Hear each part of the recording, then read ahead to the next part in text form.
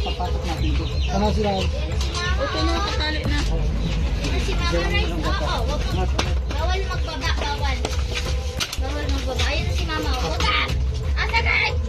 Ay, kaya bakit ko na nga ni? Inapod ko na nga ni. Kasi siya.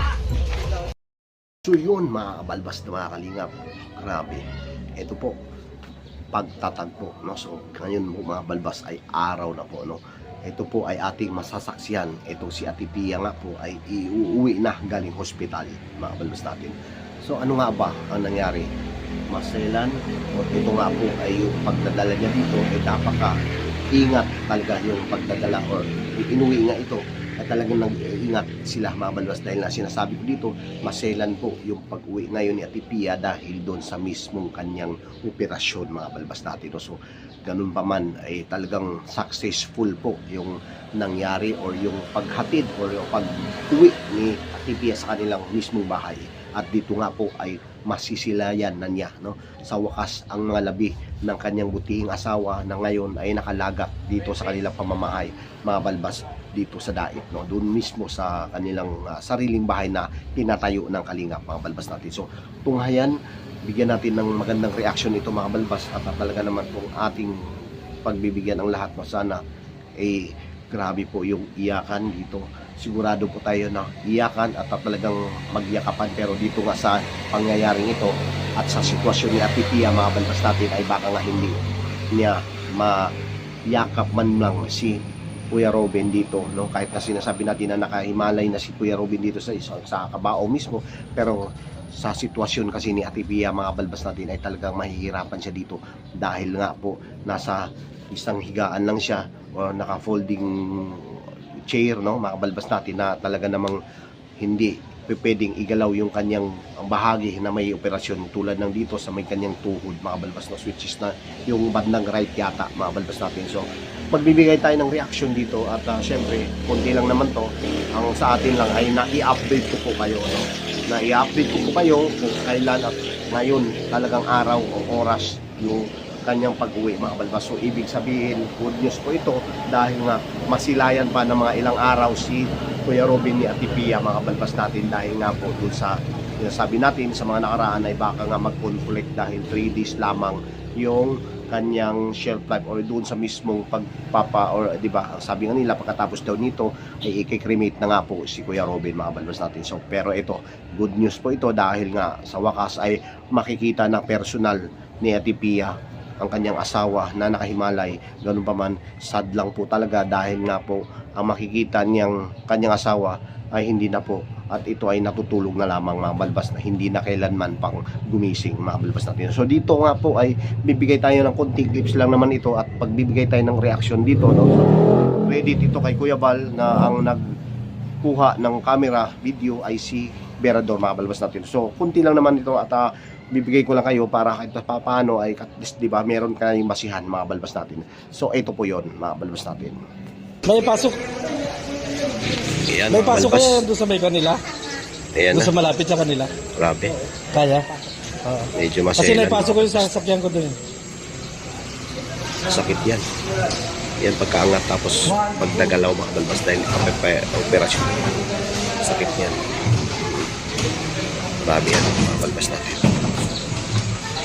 Ayan. Grabe na. May talian pala yun. Talagang pandian pala yan, ano? Wala, talagang gagawa, bubuhatin talaga sa mga. Bubuhatin talaga, no? Masakit talaga. Ganyan, Oo. ganyan talaga. Ano, okay ka lang? Angat ko yung ano. Yeah, angat mo na kaunti. Si Baka, Ate Pia, ano, no? baka pwedeng iangat. Talagang sinisikil Yan, niya talaga para sa hindi ulo siya niya, no? Talagang mangat pa yung, Ate, okay, niya, ito no? kayo. Yung ulo niya, no? Okay na yan? Yan at talagang Walang, sa wakas. walang alalay dyan sa kabila na yan. Sabi na dito sa wakas Okay na yan? makakauwi na pakita na niya si Nasundan mo Kuya kayo para Robin. ano? Grabe, mga balwas, ano to, ang lungkot na talagang nakakaiyak, no? At dito yung panganay nilang Si ano anak. daw, ipapasok daw naman Ito doon. si Manjot. At kasama yung kanyang tita. Hindi, dahan-dahan Ayan. din lang. Sunod din naman ako. Yun, so Sino sundan nakamotor natin sa inyo? ito, mga Patigil sa kayo ng motor? Pauwi na ito mga balwas. May dadaanan pa So, kayo. pero ingat to ito. Dandahan lang to pagka nagpapatakbo Okay lang mga kayo, balbas eh. okay Dahil lang napakasela nung operasyon Kailangan ni nyo ng Ate lalaki Pia o mga ano? balbas natin. So ito na yan, diretso na yan sila. Pag kailangan ng ano, mahinto ka lang, nasa likod man mo na ako siguro. Ayan. Saan ka nasakay? Di, ikaw?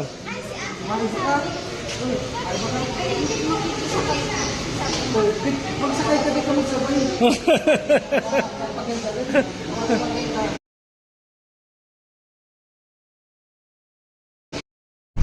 Talagang medyo malayo-layo yung kakargahan kaya tipiya.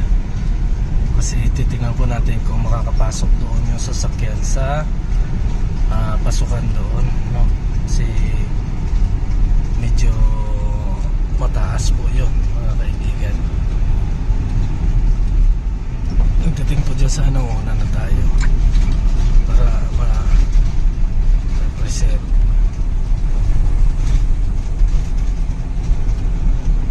Ayan po.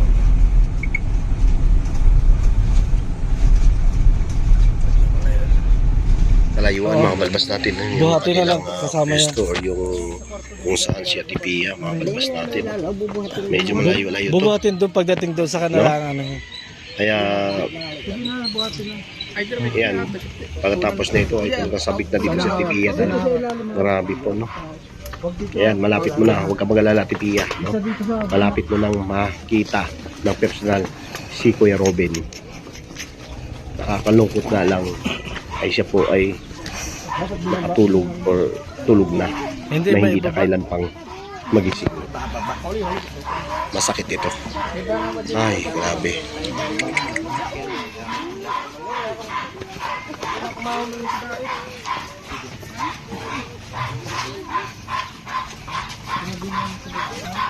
Nagbibigyan ako ng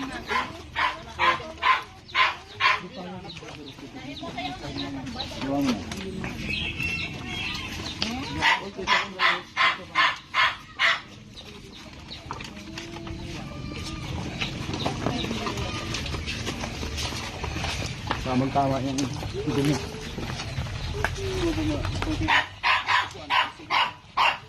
Guys, tumigil ka. Narinig ko si Mami. O, nakabutas na ate. Ano yung daw si Rai? Ano yung takiya? Wala ka mo. Sana ano, siguro na, papatok natin ito. Sana sila. Ito na, katali na. Si Mama Rice. Oo, wag mo. Bawal magbaba. Bawal. Bawal magbaba. Ayun na si Mama. Wag ka. Mga balbas natin, no? So nakap lang ito, no? Mga balbas, pero sigurado tayo na ito, si Tipiya ay nakauwi na talaga mismo doon sa bahay nila, no? So siguro yung update nito, mamamagitan dito sila, no? Siyempre sila Birador, nandun po yung vlog, no? At pinutol kasi mga balbas, yung pagkaputol ay sakto na dumating na si Tipiya, no? So ibig sabihin dito mga balbas ay panoorin natin pa, no? Dahil ang pagtatagbo na ito at talagang ang sobrang sakit dito kung ating mapanoorin mga balbas natin, dahil nga po mismo si Tipiya ay nandun na, ay makikita na po niya sa personal. Grabe po, nakakaawa ito at talagang nakakaiyak ang mga eksena. Sigurado tayo dito mga balbas natin dahil nga po nandyan, masaksihan at hindi na nga lang niya makakausap, no? Makikita na niya personal si Kuya Robin at talaga namang dati pa o ito, no? Ilang oras o ilang araw niya itong hinihintay para lang sila makita. Ganun din sa kanyang mga anak, mga balbas natin, no? Ang alam naman natin na hindi nakabisita yung tatlo pa niyang mga anak, no? So yung panganay lang po yung dumating at nakabisita doon at nagbabantay sa kanya, mga balbas natin, no? So ganun pa man, may mga siguro mga balbas natin, no? May mga ito aasikasuhin ay kahit papaano ay nandyan na, makapag-decide na maayos dito. At nandyan naman si Kuya Nico din mag-a-assist na, susuporta or doon mismo kung ano man ang sasabihin niya Tipiya, ano man ang desisyon niya, ay kung kailan man ang cremation or something like na parang, di ba, mapag-uusapan nila yan, mga balbas natin. So yun lang po ang ating sa update sa ngayon. Syempre, di ba, yung mga hindi pa nakapag-like, syempre like, share at subscribe na rin po sa ating YouTube channel, mga balbas natin, para updated kayo sa kung ano man ang ating mga updates sa ating video uploads or sa live uploads natin, mga balbas. Thank you at isang mapagpalang araw po muna sa lahat, lalo sa ating ama na si Kuya Val Santos Matubang at Yana Vlogs at kay Kalinga Parab. At syempre sa mga viewers natin, supporters, thank you, God bless at mabubuhay po tayong lahat, mga balbas. Thank you at bye-bye.